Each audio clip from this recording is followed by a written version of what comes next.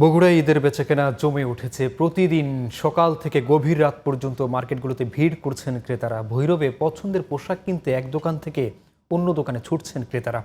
বগুড়া প্রতিনিধি মাহবুবা পারভিন লুনা ও ভৈরব প্রতিনিধি M A হালিমের পাঠানো রিপোর্ট জানাচ্ছেন আব্দুল মালিক। বাহারি সাজে সেজেছে বিপণী বিতানগুলো। বগুড়ায় ঈদ সামনে অভিজাত থেকে ফুটপাতের দোকান সবখানে বেড়েছে ক্রেতা সমাগম। এবারে নারীদের পছন্দের শীর্ষে রয়েছে দেশি সুতি ও পাকিস্তানি পোশাক। বিগত বছরগুলোর তুলনায় এবছর ক্রেতা সমাগমও বেশি বলছেন বিক্রেতারা। এবার ঈদেতে গতবারের তুলনায় এবার ব্যবসা বাণিজ্য অনেক ভালো। বড় মেয়েটার জন্য কিনছি, দামটা অনেক বেশি। সামনে আরো সময় আছে, আশা করি ইনশাআল্লাহ আমাদের টার্গেট পূরণ হবে। দাম তুলনামূলক হিসেবে একটু না মিডিয়ামে আছে আর কি। আমরা এবার ইন্ডিয়ান মাল নেইনি, পাকিস্তানি মাল চলতেছে, অনেক সুন্দর সুন্দর কালেকশন আছে। ভৈরবে শিশুদের ফার্সি লেহেঙ্গার চাহিদা বেশি রয়েছে। শিশুদের চায়না জুতাও বিক্রি হচ্ছে বলে জানিয়েছে বিক্রেতারা। দাম নিয়ে ক্রেতাদের মিশ্র প্রতিক্রিয়া। দামটা বেশি যাইতেছে, কিন্তু কি করার, নিতে হবে, বছর একটা ঈদ। আমার মেয়ের জন্য জামা কিনছি, আমার মেয়ের শাশুড়ির জন্য জামা কিনলাম।